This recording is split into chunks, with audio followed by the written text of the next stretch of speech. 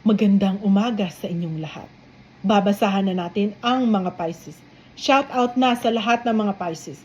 First card is, may pagdiriwang sa pagsasama. Magiging masaya ang buhay pag-ibig mo. Pangalawang interpretasyon ay love triangle. Sa pangalawang baraha, King of Pentacles. Isang hari may kalungkutan sa kanyang muka dahil may kulang pa sa kanyang buhay. At ang kulang na ito ay hindi material na bagay. Dadaan ka sa kalungkutan, depression at anxiety. Huwag mong hayaan na dumaan ka sa pagsubok na ito. Kailangan mong lumaban, mga Pisces.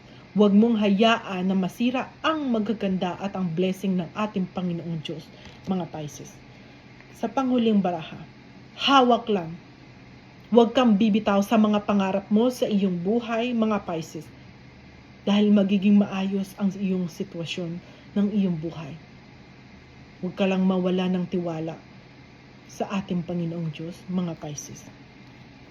Huwag mong hayaan na mabalot ng kalungkutan ang puso't isipan mo, mga Pisces.